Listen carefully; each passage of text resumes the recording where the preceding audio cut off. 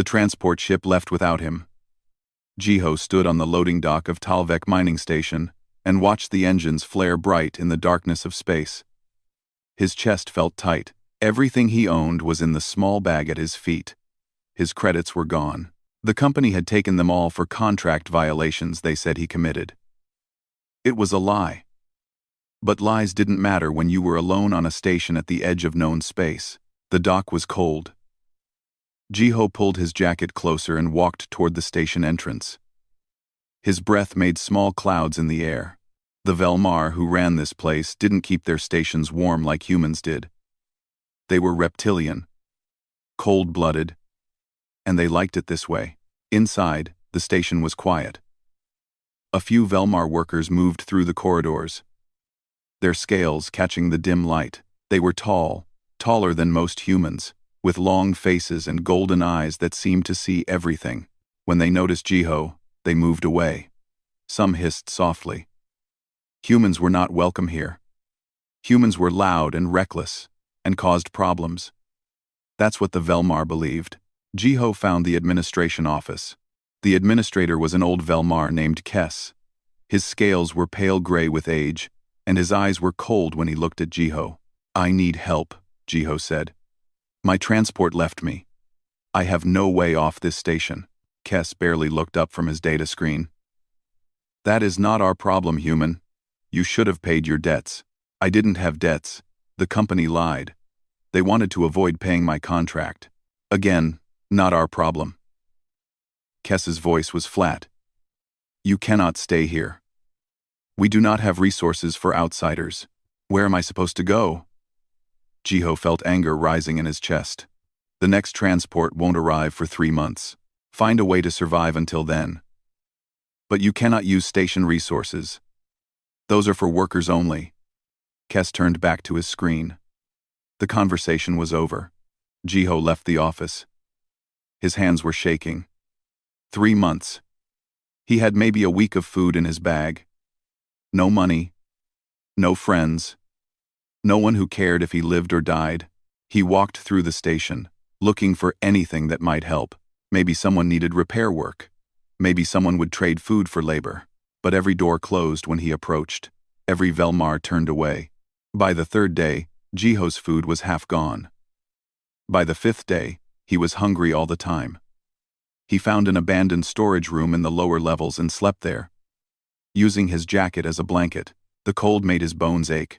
On the 7th day, someone knocked on the storage room door. Jiho opened it carefully. A young Velmar stood outside. He was smaller than most. His scales a lighter green. His eyes nervous. He held a container of food. "You are the human," the Velmar said. It wasn't a question. "Yes, I am Tesh. I work in maintenance." He held out the container. "You need food." Jiho stared at the container. His stomach hurt from hunger. "Why would you help me?" Tesh looked down the corridor, making sure no one was watching. "Because it is wrong to let someone starve. Take it, quickly." Jiho took the food. It was some kind of protein paste and vegetables. It wasn't good, but it was food. "Thank you. Stay here. I will bring more when I can." Tesh turned to leave, then stopped. "Do not tell anyone. My family would be angry if they knew." That was how it started. Every few days, Tesh brought food. Sometimes he brought water. Once, he brought a thermal blanket. They didn't talk much at first. Tesh was scared of being caught. But slowly, conversation grew. "Why do you help me?" Jiho asked one day. Tesh sat down in the storage room. It had become their meeting place. "My grandfather told me stories. He said that kindness to strangers is the mark of civilization. The council says humans are dangerous. But you have done nothing dangerous. You are just alone. Your people hate humans." "Fear," Tesh corrected. "We fear humans. You expand fast. You take risks we would never take.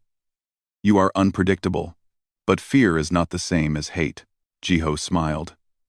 "We're not that scary. You jumped into space with primitive ships. You colonized worlds that could kill you. You start wars and make peace in the same year. To us, that is terrifying. To us, that's just Tuesday. Tesh made a sound that might have been a laugh. It was a strange sound, like air escaping. Tell me about Earth, so Jiho told him. He talked about oceans and forests. He talked about cities that touch the clouds. He talked about music and art and the 1,000 different ways humans lived. Tesh listened to everything, his golden eyes wide. In return, Tesh showed Jiho the station. At night, when most workers slept, they walked the corridors. Tesh explained how the mining operation worked, how the Velmar lived, what they believed. Jiho learned that the Velmar valued stability above all. They moved slowly, carefully, planning everything. They had been mining these rocks for 200 years and would mine them for 200 more. Doesn't that get boring? Jiho asked. Safe, Tesh said.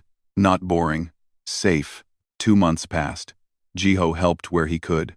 He fixed broken equipment in the storage room, using tools Tesh borrowed. He solved problems with the station's systems that the Velmar engineers couldn't figure out. Human engineering was different, more adaptable, and sometimes that difference helped. Then the solar flare came. The station's sensors detected it too late. A massive wave of radiation was coming, and the shielding array wasn't responding. The station went into emergency mode. Alarms screamed through the corridors. If the shields didn't activate, everyone would die. Jiho ran to the maintenance bay where Tesh worked. What's happening? The shield array is frozen. Someone needs to reset it manually. But it requires a spacewalk, and the flare will hit in 20 minutes. Tesh's scales were pale with fear. No one has time to suit up and get there. I can do it. You are not trained for our systems. I'm an engineer. Show me what needs to be done. Tesh pulled up the schematics. The manual reset was simple. Just 3 switches that needed to be thrown in sequence. But the array was on the outside of the station. A 5-minute walk in a spacewalk suit. I'll go, Jiho said. You will die if you are still outside when the flare hits. Then I better be fast. Tesh helped him into one of the suits. It was made for Velmar, too long in the arms and legs. But it worked. Jiho went through the airlock and into the black. Space was silent and vast. The array was ahead, a cluster of metal and electronics attached to the station's hull. He moved as fast as he could. His heart pounded. The suit's timer said 15 minutes until the flare. He reached the array and found the access panel. First switch. Second switch. The third was stuck. He pulled harder. It wouldn't move. 10 minutes. Jiho braced his feet and pulled with everything he had. The switch broke free. He threw it. The array hummed to life. Lights flickered across its surface. The shields activated. 5 minutes. He ran. The airlock seemed so far away. His lungs burned. The suit's alarm was screaming. 3 minutes. 2 minutes. He dove through the airlock door. Tesh slammed it shut. The flare hit. The station shook. The shields held. Everyone was safe. Kes came to the storage room the next day. His expression was different. Not warm, but not cold either. The council has decided. You may take the next transport. No charge. And thank you. When the transport arrived, Tesh came to say goodbye. Jiho pulled something from his bag. It was a small, smooth stone, dark gray with white lines running through it. This is from Earth, from a river near my home. Keep it. Tesh held the stone carefully. Why? So you remember that someone from another world cared about you. And Tesh, if you ever need anything, anywhere, just call. Humans remember their debts. This was not a debt. Then humans remember their friends. The transport took Jiho away. Tesh stood on the loading dock and watched the engines flare bright in the darkness. He held the Earthstone in his hand and wondered if he would ever see the human again. 15 years changed everything. Tesh was no longer the young maintenance worker who brought food to a stranded human. His scales had darkened with age, and his position on Velthara had grown important. He was now senior engineer for the Southern Continent's mining operations and sat on the community advisory board. He had a family. He had respect. Life was good, stable, the way Velmar life should be. Then the sensors detected the fleet. It started as a routine scan. The Deep Space Monitoring Station picked up signatures at the edge of the system. Ships. Many ships. Moving toward Velthara, with purpose. At first, the technicians thought it was a merchant convoy, but merchant ships didn't travel in formation. Merchant ships didn't jam communications. Merchant ships didn't carry that many weapons. The data reached the Velmar Council within hours. Tesh was called to an emergency meeting. He had never seen the council chamber so crowded. Every important leader from every continent was there. The room was filled with the smell of fear. Velmar gave off a sharp scent when they were afraid. Elder Kess stood at the center. He was ancient now, his scales almost white, but his mind was still sharp. "The analysis is complete," he said. His voice carried through the silent chamber. "The approaching fleet belongs to the Kreth Dominion." The room erupted. Everyone spoke at once. The Kreth were known throughout the galaxy. They were conquerors. They took worlds and made slaves of the people who lived there. They stripped planets of resources and left nothing behind but dust. Dozens of species had fallen to them. "How many ships?" someone asked. 47, Kess replied. "They will reach Velthara in 18 days. Our defense fleet? 9 frigates. Outdated. No match for Kreth warships." The room fell silent again. Everyone understood what this meant. Velthara was going to fall. Their civilization, which had existed for 3,000 years, was going to end. "We must contact the Galactic Assembly," Mireille said. She was the head of the council. A strong leader who rarely showed emotion, but now her voice shook. "They have protocols for this. They must help us." "We are not full members," Kess reminded her. "We have observer status only. The Assembly is not required to provide military aid. Then we request emergency membership. That process takes months. We have days." Tesh watched the council argue. They talked about evacuation, but where would they go? They talked about negotiation, but the Kreth didn't negotiate. They talked about defense, but they had no weapons that could stop 47 warships. Every option led to the same conclusion. They were going to die. 3 days passed. The Galactic Assembly responded to their request. The message was formal and polite. The Assembly extended their sympathy. They encouraged peaceful resolution. They offered to send observers to document the situation, but they would not send military help. The rules were clear. Non-member worlds were on their own. Tesh went home that night and held his younglings. They were too small to understand what was coming. They played with their toys and made happy sounds. His mate, Nala, looked at him with frightened eyes. "Is there no hope?" she asked. Tesh thought about the question. He thought about hope. He thought about a human in a storage room, eating protein paste and talking about Earth. He thought about a smooth stone in his desk drawer, a stone he had kept for 15 years. "Maybe," he said quietly. The next day, he went to the council chamber early. Kess was already there, reviewing star charts. "Elder," Tesh said, "I have a suggestion. We are considering all options. This one you have not considered. We should contact the humans." Kess turned slowly. His golden eyes studied Tesh. "The humans have no alliance with us. Why would they help? 15 years ago, a human stayed on Talvek mining station. He was abandoned by his transport. Everyone refused to help him. I helped him. Before he left, he made a promise. He said if we ever needed anything, we should call. The word of one human means nothing. It might mean everything. What do we have to lose?" Kess was quiet for a long time. "The Council believes humans are dangerous, unpredictable. We do not know their military strength.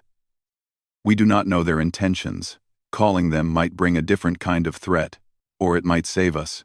You put much faith in this one human. He saved everyone on that station. He risked his life when he had no reason to. I think humans value honor more than we understand." Kess looked at the star charts again.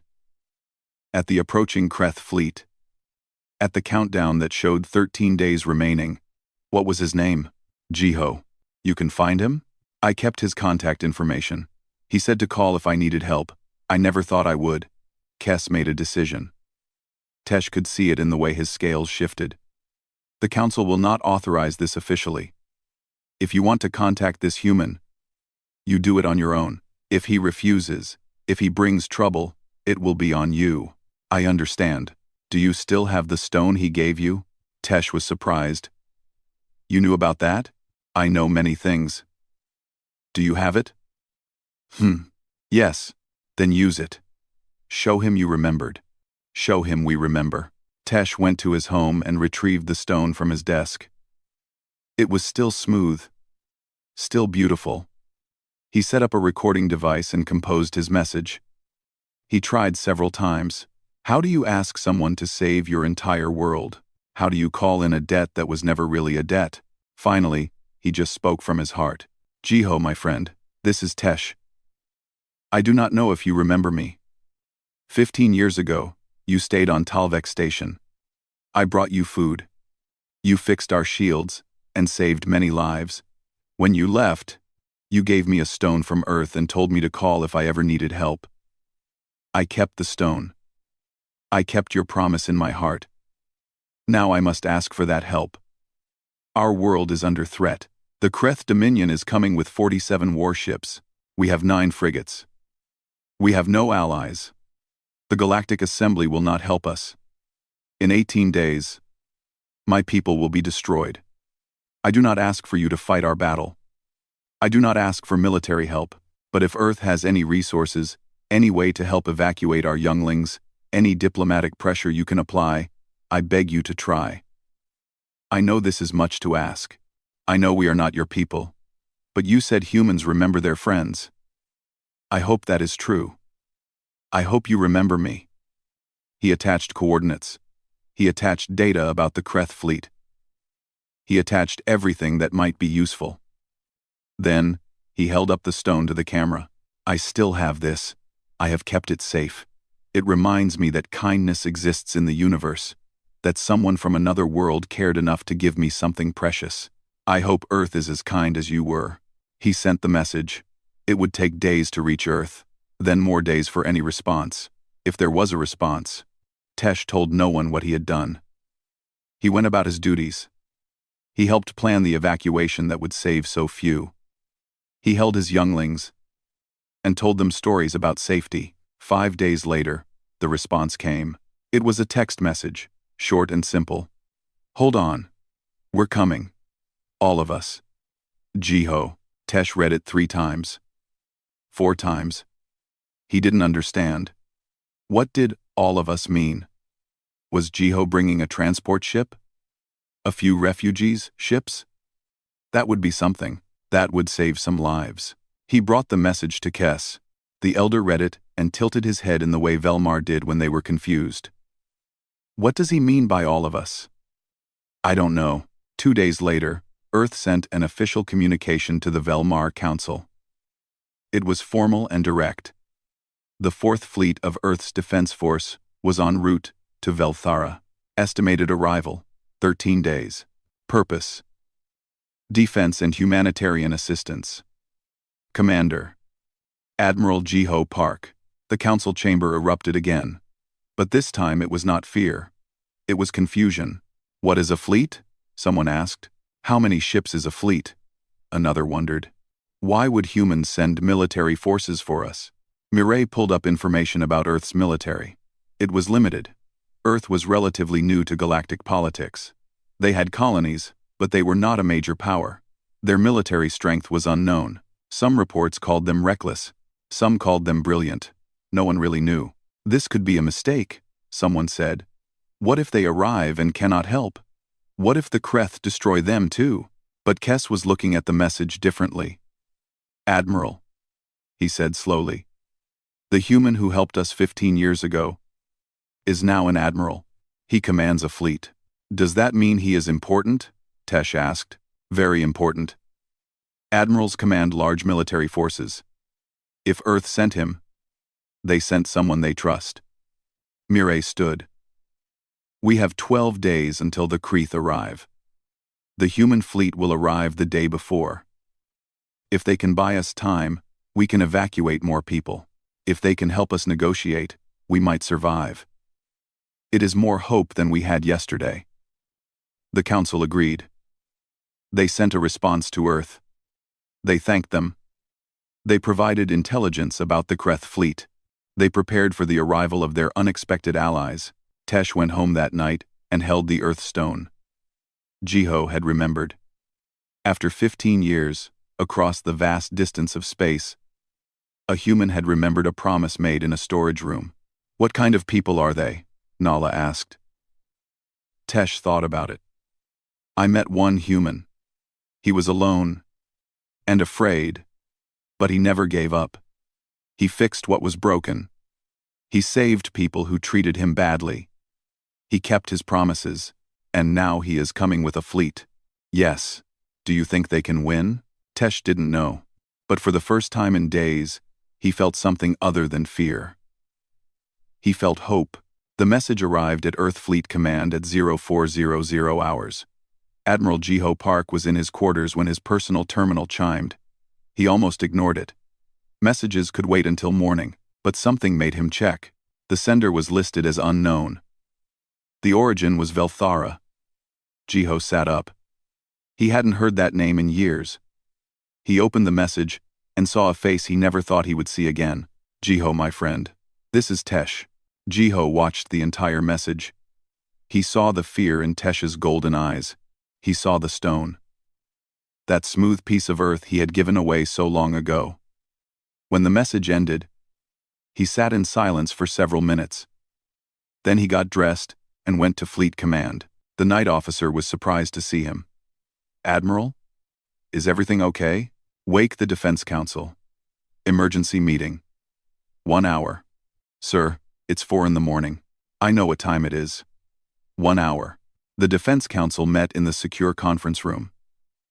There were 12 members, military and civilian leaders, who made decisions about Earth's security. They were not happy about being woken up. Counselor Sunwoo was particularly annoyed. This better be important, Admiral. Jiho played Tesh's message for everyone. The room was quiet as they watched. When it ended, Jiho spoke. Velthara is 18 days from invasion. They're asking for our help. Who are the Velmar to us? Sunwoo asked. We have no treaty with them. No alliance. No trade agreement. 15 years ago, one of them saved my life. Now he's asking me to save his. That's personal, not political. It's both. Jiho brought up a star map. The Kreeth Dominion has been expanding for 20 years. They've taken 12 systems. They enslave populations and strip worlds. Every time they win, they get stronger. Everyone watches and does nothing. What does that have to do with Earth? Everything. We're new to galactic politics. No one knows what we stand for. No one knows if they can trust us. This is our chance to show them who we are. General Daehyun leaned forward. He was the fleet commander. A careful man who thought through every decision. What are you proposing? Send the 4th Fleet to Velthara. Defend their world. Show the galaxy that Earth stands with those who need help. Sunwoo shook his head. We can't commit a fleet based on personal sentiment. The 4th Fleet is 23 warships. That's a significant portion of our military. What if we need those ships here? We have 3 other fleets protecting Earth and our colonies. The 4th is our rapid response force. This is what it's for. To defend Earth's interests, not alien worlds we have no connection to. A younger officer named Hyun-soo spoke up. He was a tactical analyst. Smart and direct. Counselor, with respect, we do have an interest. 40 species are watching this situation. The Velmar asked the Galactic Assembly for help and got nothing. If we help them, those 40 species will remember. They'll see Earth as reliable, as honorable. That's worth more than 23 ships. Or they'll see us as reckless, Sunwoo countered. Jumping into fights that aren't ours. The Velmar have intelligence about the Kreth fleet, Jiho added. 47 warships. We've never fought the Kreth. This is a chance to learn their tactics, their technology. If they keep expanding, we'll face them eventually. Better to do it on our terms. The debate went on for 2 hours. Some council members supported the mission, others opposed it. They talked about risk and reward, about resources and strategy, about what Earth should stand for in the galaxy. Finally, the council took a vote. 7-5. The mission was approved, but there were conditions. This is a defense operation only, Sunwoo said. You will protect Velthara. You will not pursue the Kreth if they retreat. You will not start a war. If the situation becomes unwinnable, you will evacuate as many Velmar as possible and withdraw. Is that clear? Clear, Jiho said. And Admiral, if this goes wrong, it's on you. Understood. Jiho left the meeting and went straight to the Fleet Command Center. He pulled up the roster for the 4th Fleet. 23 ships, 6,000 personnel. It was a good fleet, well-trained, but they had never been in a real battle. Earth had been at peace for 10 years. Some of the younger crew had never seen combat. He called Commander Daehyun to his office. Daehyun had commanded the EFS Indomitable, the fleet's carrier, for 3 years. He was experienced and reliable. We're going to Velthara, Jiho said. Full fleet deployment. We leave in 6 hours. Daehyun didn't look surprised. He had been in the council meeting. What are we up against? Jiho showed him the intelligence. 47 Kreth warships. The data included ship classes, estimated weapons, formation patterns. The Velmar had been thorough. They outnumber us 2-1, Daehyun said quietly. Yes. You think we can win? I think we have to try. The crew will want to know why we're doing this. They'll want to know why they're risking their lives for aliens they've never met. Jiho thought about that. Tell them the truth. Tell them that 15 years ago, I was stranded on a station with no food, no money, and no hope. Everyone turned me away except one person. He brought me food. He gave me shelter. He risked his position and his safety to help me. Now his world is dying, and he's asking for help. Tell them we're going because humans keep their promises. Tell them we're going because it's right. Daehyun nodded slowly. That might actually work. It better. We have 6 hours to prep the fleet. The next 6 hours were chaos. 23 ships prepared for immediate deployment. Crews loaded supplies. Engineers checked every system. Pilots ran through combat drills. The entire fleet buzzed with activity. Hyunsoo came to Jiho's office with tactical plans. I've analyzed the Kreth fleet composition. They favor heavy cruisers and rely on overwhelming firepower. But their formations are predictable. If we can separate their forces, we can take them piece by piece. Can we separate them? With the right bait. The Indomitable is big enough to draw attention. If we send her in first, supported by destroyer screens, the Kreth will focus on her. That gives our strike wings an opening. You're asking Daehyun to paint a target on his ship. I'm asking him to do his job. That's what carriers do. They project power and draw fire while the real damage comes from strike craft. Jiho studied the plans. They were good. Risky, but good. Run it by Daehyun. If he approves, we'll use it. 4 hours before departure, Jiho recorded a message to Tesh. He kept it short. Hold on. We're coming. All of us. 2 hours before departure, he addressed the fleet. Every ship's crew was watching. 6,000 faces looked at him through screens. You've heard by now where we're going and why. I want to be clear about this mission. We're not going to Velthara because they're our allies. We're going because one of them helped me when no one else would. We're going because humans stand by their friends. We're going because the galaxy needs to know that Earth keeps its promises. The Kreth Dominion thinks they can take whatever they want.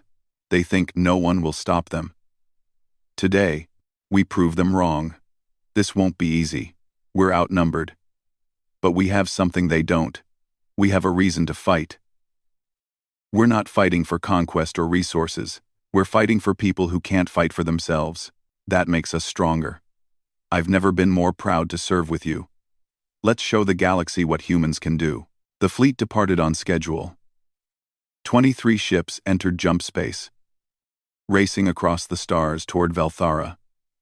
It would take 12 days to get there. 12 days to train, to plan, to prepare. During the journey, Jiho walked through the Indomitable. He visited every section. He talked to engineers in the reactor rooms. He ate with pilots in the mess hall. He checked on medical teams and communications officers. He wanted everyone to see him, to know he believed in this mission. On day 7, they received an update from Velthara. The Kreth fleet had entered the system. They were broadcasting demands.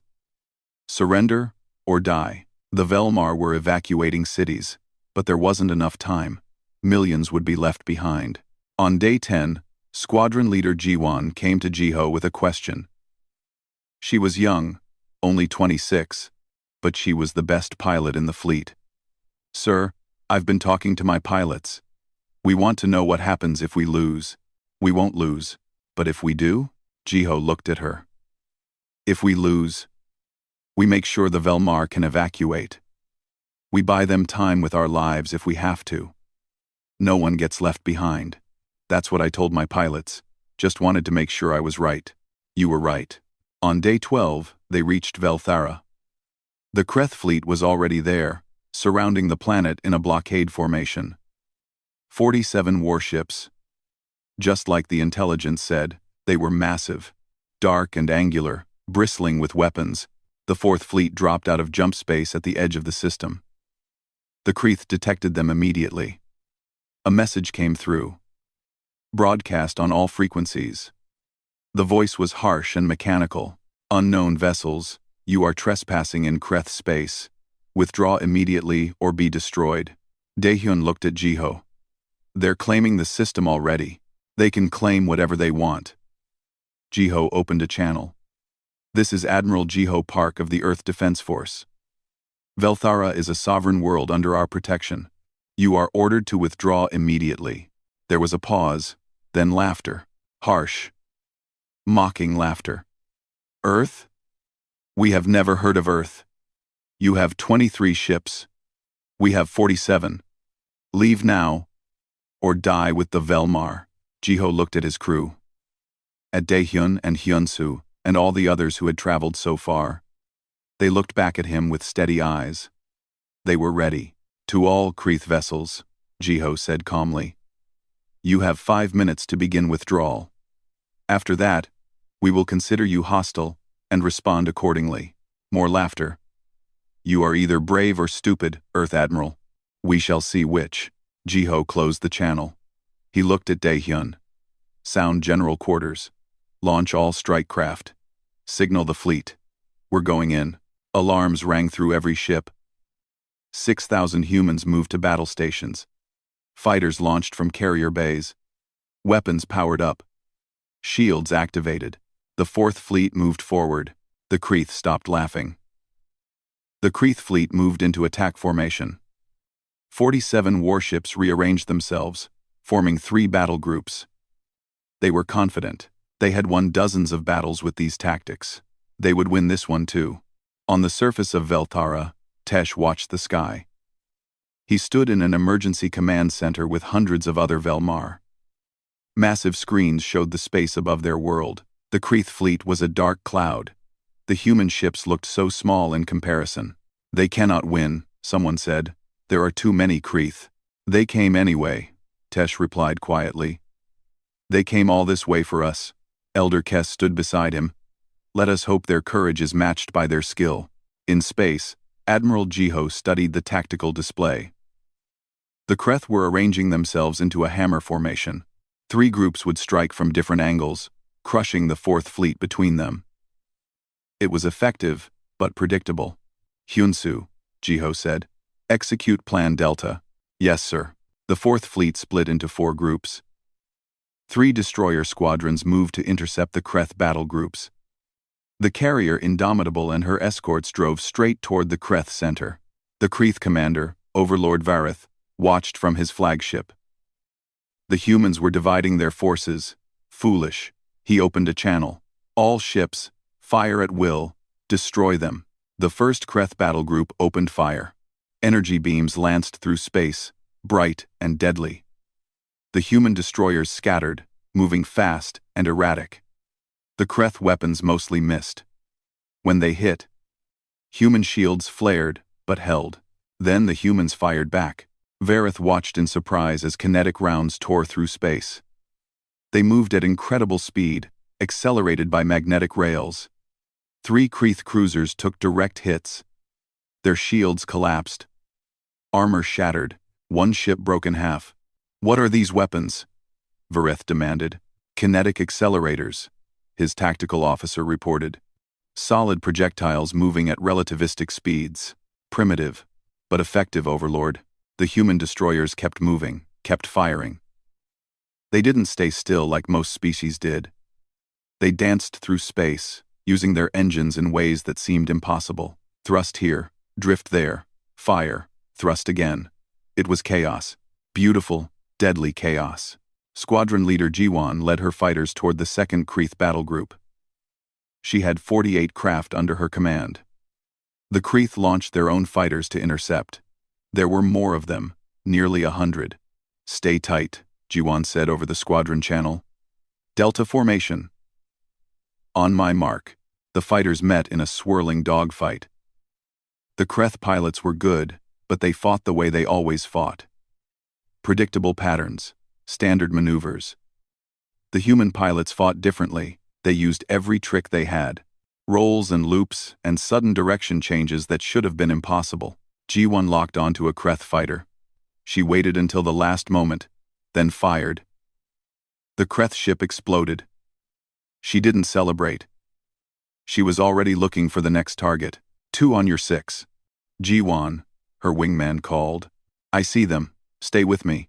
She dove toward the nearest Kreth cruiser, flying so close to its hull that her fighter's alarms screamed. The 2 Kreth fighters following her weren't as brave. They broke off. G1 pulled up and came around behind them. 2 more kills, but the Kreth had numbers. For every Kreth fighter destroyed, there were 2 more. Human pilots were dying. Ships exploded in bright flashes. G1 saw one of her squadrons go down. 4 pilots lost in seconds. "We need support," she called to the Indomitable. "On the way," Daehyun replied. The carrier's point defense systems opened up. Streams of small-caliber rounds filled space around the battle. Kreth fighters flew into the wall of fire and disintegrated. It gave the human pilots room to breathe, room to regroup. The Indomitable herself was taking fire. Dozens of energy beams hammered her shields. The ship shook with each impact. Daehyun gripped his command chair. "Shield status?" "Holding at 60%, the tactical officer reported. "But we can't take much more. We don't need much more." "Hyunsu, is your surprise ready?" "Ready, Commander." The 4th group of human ships had been hanging back, seemingly in reserve.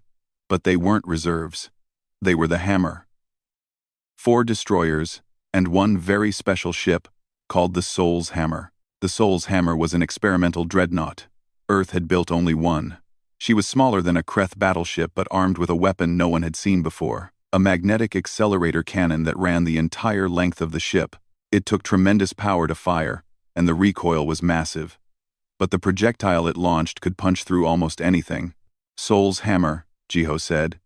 "You are clear to fire when ready." The dreadnought's captain, a woman named Borum, smiled. Finally. Target locked on the Kreth flagship. Firing. The Soul's Hammer lit up. Energy poured into the magnetic coils. The ship's entire power grid devoted itself to one purpose. Then the weapon fired. The projectile was a solid tungsten rod, 20 meters long and 2 meters wide. It left the cannon at 90% of light speed. It covered the distance to the Kreth flagship in less than a second. Overlord Vareth saw it coming. He opened his mouth to give orders. Then the projectile hit. It went through the flagship's shields like they weren't there. It pierced the armor. It tore through the ship from bow to stern. The flagship shuddered. Systems failed. Hull breaches opened to space. The great warship began to die, but the projectile kept going. It struck a heavy cruiser behind the flagship. Then another. 3 ships. One shot. The Kreth fleet faltered. For the first time in decades, they felt fear. All ships, Jiho ordered. Full assault, now. The 4th fleet surged forward. Destroyers fired their railguns in coordinated volleys. Fighters swarmed damaged Kreth ships, targeting weak points. The Indomitable launched missiles, dozens of them, each one locked onto a different target. The Velmar defense fleet, which had been holding back, found their courage. 9 frigates moved to join the battle. Their weapons were old, but they knew how to use them. They focused on the smaller Kreth ships, the ones already damaged by human weapons. Tesh watched from the command center. He could barely believe what he was seeing. The humans were winning. Against impossible odds, they were winning, but the battle wasn't over. The Kreth were brutal and experienced. They began to adapt. Their formations tightened. They concentrated fire on individual human ships. A destroyer took too many hits and exploded. Another lost engines and drifted helplessly. "We're losing ships," Daehyun reported. "I know." Jiho watched the tactical display. They had destroyed or disabled 20 Kreth vessels. But the remaining ships were fighting harder now. Desperate, and they were still outnumbered. "Jiwon, how are your pilots?" "Tired, low on ammunition, but we're still flying. One more run. Target the Kreth command cruiser, the big one on the left flank." "Copy that." Jiwon rallied her remaining fighters. She had started with 48. She had 23 left. Each one represented a human who had flown across the galaxy for people they didn't know. She would make their sacrifice count. The fighters dove toward the command cruiser. Point defense fire filled space. 2 fighters exploded. Another lost a wing and tumbled away. But the rest kept coming. They fired missiles at point-blank range, too close for the cruiser to dodge. The missiles hit. The command cruiser's bridge section exploded. The ship lost coordination. Its weapons went silent. "Target destroyed," Jiwon reported. "But Admiral, we're done. No ammunition left. Half my squadron is gone." "You did good, Jiwon. All of you did good. Come home." The fighters returned to the Indomitable. The remaining Kreth ships were breaking formation. Some tried to retreat. Some tried to regroup. None of it worked. The human destroyers hunted them down. The Soul's Hammer fired twice more, each shot destroying multiple targets. After 4 hours, it was over. The Kreth fleet was shattered. 31 ships destroyed. 12 disabled. 4 had managed to jump away. Not one human ship had been lost, though many were damaged. 234 human crew members had died, including pilots, including engineers who had been in the wrong section when the shields failed, including a young man from medical who had been trying to save a wounded pilot when his ship was hit. Admiral Jiho stood on the bridge of the Indomitable and looked at the casualty reports. 234 names. 234 people who would never see Earth again. "Was it worth it?" Daehyun asked quietly. Jiho looked at Velthara on the view screen. The planet was safe. Millions of Velmar would live because of what happened here today. "Yes," he said. "It was worth it." A transmission came from the planet's surface. It was Tesh. His voice was shaking. "Admiral Jiho, we saw everything. We cannot believe what you have done. You saved us. All of us. We have no words to express our gratitude." "You don't need words, Tesh. You needed help. We came. That's what friends do. Many of your people died. They died for something that mattered. They died protecting people who couldn't protect themselves. That's the greatest honor a soldier can have." On the surface, Tesh held the Earth stone in his hand. Tears rolled down his scaled face. Around him, Velmar were crying too. They had been saved by strangers from a world most of them had never heard of. Saved by humans who asked for nothing in return except to keep a promise. Elder Kess stood beside Tesh. The old Velmar looked at the sky where human ships still orbited. "We were wrong about them," he said softly. "We called them dangerous. We called them reckless. We were wrong. They are not dangerous. They are powerful. And they use that power to protect others. That is the greatest virtue. The Kreth flagship was still drifting. Overlord Vareth was still alive, barely. He sent a transmission to the human fleet. His voice was weak. We surrender. Please. We surrender. Jiho considered leaving him to die. The Kreth had enslaved dozens of species. They had destroyed worlds. They deserved no mercy. But that wasn't who humans were. Send medical teams, Jiho ordered. Save who you can. Take them as prisoners. Sir? Daehyun was surprised. We're not them. We don't leave enemies to die in space. We're better than that. So human medical teams went to Kreth ships and saved Kreth lives. The prisoners were confused. They had expected to be killed. That's what they would have done. But the humans gave them medical care and food and water. They were treated with basic dignity. One Kreth officer asked why. The human medic treating him shrugged. Because you're sentient beings. Because you surrendered. Because showing mercy is what separates us from monsters. The officer didn't understand, but he would remember. News of the battle spread across the galaxy. 47 Kreth ships defeated by 23 human vessels. The Kreth Dominion, which had seemed unstoppable, stopped. They sued for peace. They withdrew from contested space. For the first time in 20 years, their expansion ended. And every species in the galaxy learned a new truth. Earth kept its promises. Humans stood by their friends. And you did not want to be their enemy. 3 days after the battle, Admiral Jiho stood on the surface of Velthara for the first time. The transport brought him down to the capital city, where thousands of Velmar had gathered. When he stepped off the landing platform, the crowd went silent.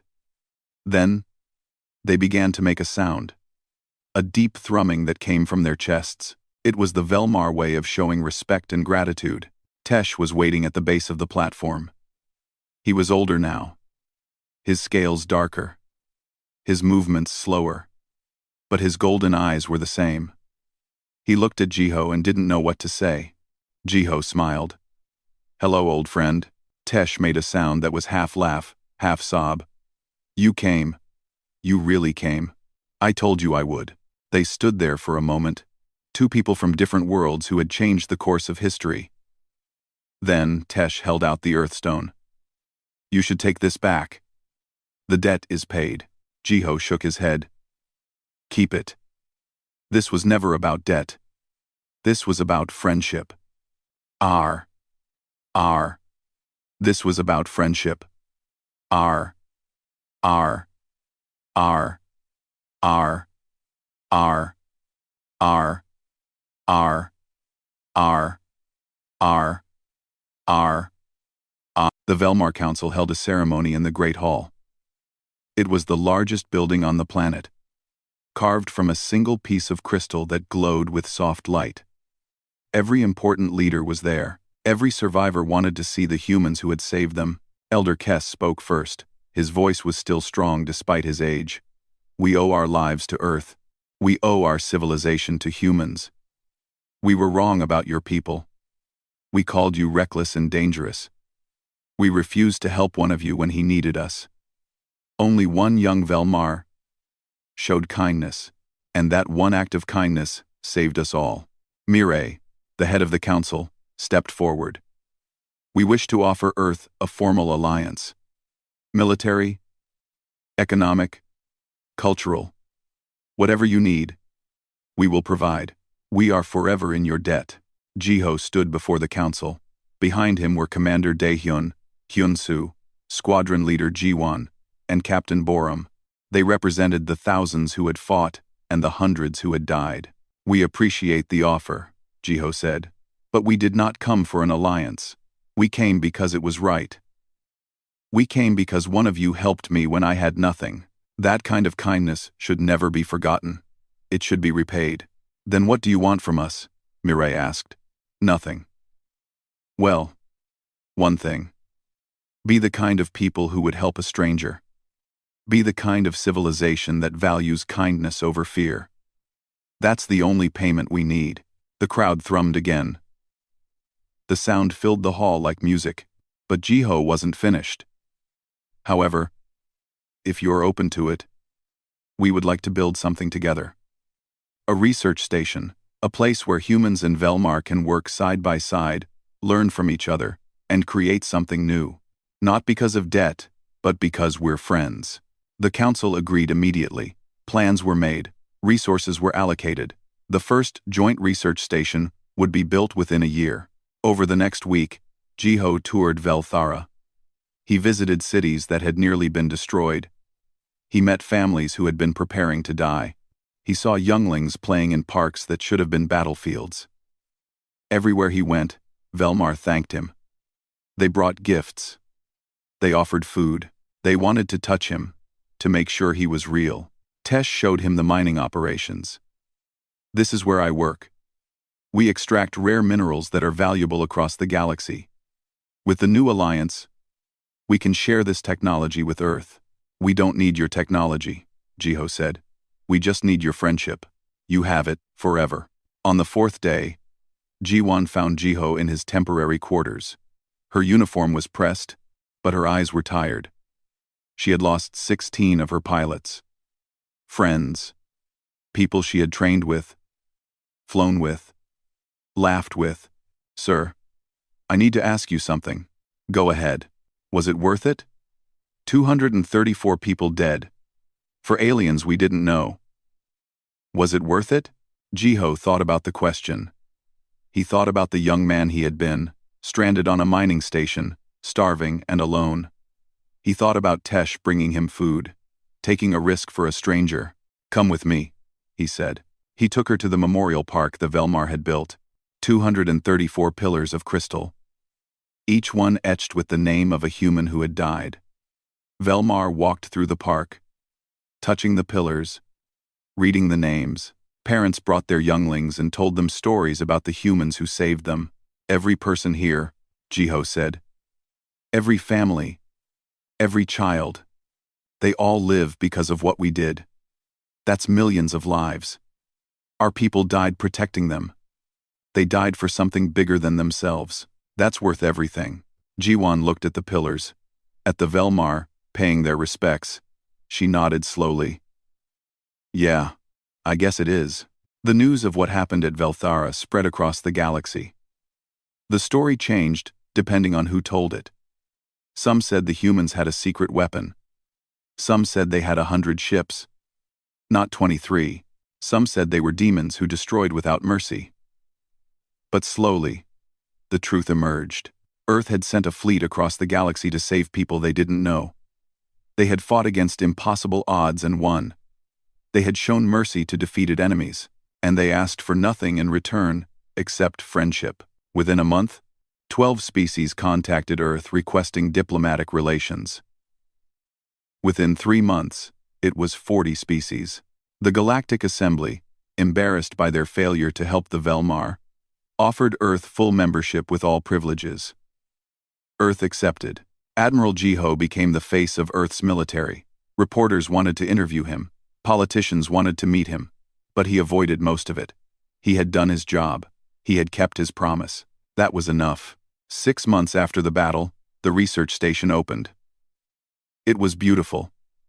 A blend of human and Velmar architecture, glass and crystal and metal all working together. The station orbited between Earth and Velthara, a symbol of the friendship between two worlds. Tesh and Jiho were both present for the opening ceremony. Tesh had retired from his position on Velthara to become the station's director. Jiho had been promoted to fleet admiral, but took time to attend. This is bigger than I imagined, Jiho said as they walked through the station. We built it together, Tesh replied. Humans and Velmar, working side by side. Your engineers taught us new methods. Our craftsmen showed your people ancient techniques. It became something neither of us could have built alone. They stopped at a window that looked out at the stars. Earth was visible on one side, a blue and green marble. Velthara was on the other, a golden planet with purple oceans. Do you ever think about that storage room? Tesh asked. Where this all started? All the time. I was so scared. Scared of breaking the rules, scared of what my family would say. But you did. One container of food. That's all it was. How did that turn into this? Jiho smiled. Because kindness has a way of spreading.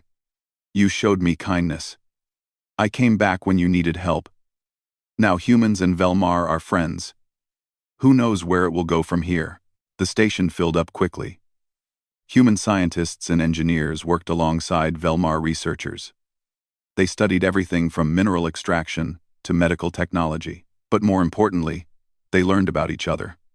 They shared meals. They told stories. They became friends.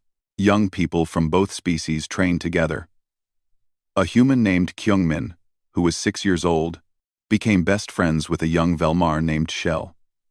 They played together in the station's recreation area, speaking a mix of English, Korean, and Velmar. Neither thought it was strange. They had grown up knowing the other species was friendly. One day, Kyungmin asked his father, "Why do some people say Velmar are scary?" His father, who worked in the station's engineering section, knelt down. A long time ago, people didn't know each other. They were afraid of what was different, but some brave people decided to be kind instead of afraid. And that changed everything. Like Admiral Jiho and Director Tesh, exactly like them, Kyungmin ran off to play with Shell. His father watched them go and smiled. This was the future. Children who didn't see differences as threats. Children who saw friends. The Kreth Dominion never recovered from their defeat. The species they had enslaved began to rebel. Without their reputation of invincibility, the Kreth couldn't maintain control. Their empire crumbled over the next few years. Some Kreth eventually came to Earth, asking to learn human ways. It was strange. It was uncomfortable.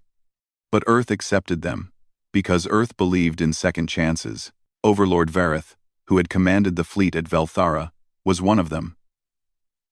He was no longer an overlord. He was just Vareth, a soldier who had lost everything. He came to the research station and asked to speak with Admiral Jiho. Jiho agreed to meet him. They sat in a quiet room with a window showing the stars. "Why did you save me?" Vareth asked. "We are enemies. I would have killed you." "I know." "Then why?" "Because killing defeated enemies makes us like you.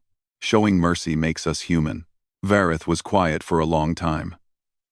"I do not understand your species. But I wish I had met you before the battle. Perhaps things would have been different. Perhaps they still can be. Your empire is gone. Your people are scattered. But you're still alive. What you do with that life is up to you." Vareth left that day. But he came back. He began working in the station, helping in the agricultural section, growing food instead of making war. It was a small thing. But small things mattered. 1 year after the battle, a memorial service was held on Earth. All 234 names were read aloud. Families attended, friends attended. The entire planet stopped to remember those who had died saving strangers. Jiho gave the speech.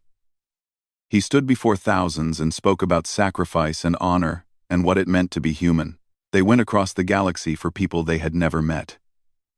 They fought against impossible odds. They died protecting the innocent. They didn't do it for glory or reward. They did it because it was right. Because humans keep their promises. Because we stand by our friends. That is who we are. That is who we will always be. The crowd was silent. Then someone started clapping. Then everyone. The sound rolled through the ceremony like thunder. After the ceremony, an old woman approached Jiho. She had gray hair and kind eyes. "My grandson was a pilot in Squadron Leader Jiwan's unit. He died in the battle." Jiho felt his chest tighten. "I'm sorry. Don't be." Before he left, he sent me a message. He said he was proud to fly for something that mattered. He said that if he died, it would be protecting people who couldn't protect themselves. He was happy. She smiled through her tears. "Thank you for giving him that. Thank you for showing him what we can be." Weak. Fluke hang. Fluke hang. Fluke hang. Fluke hang. Fluke hang. Fluke hang, fluke hang, fluke hang, fluke hang, fluke hang. Jiho couldn't speak. He just nodded. 5 years after the battle, the first generation of children who had grown up on the research station graduated. 20 humans and 20 Velmar, all trained in various sciences and engineering fields. They were proof that two species could not just coexist but thrive together. Kyungmin and Shell were among the graduates. They had studied xenobiology together. They planned to explore unknown systems, cataloging new life forms.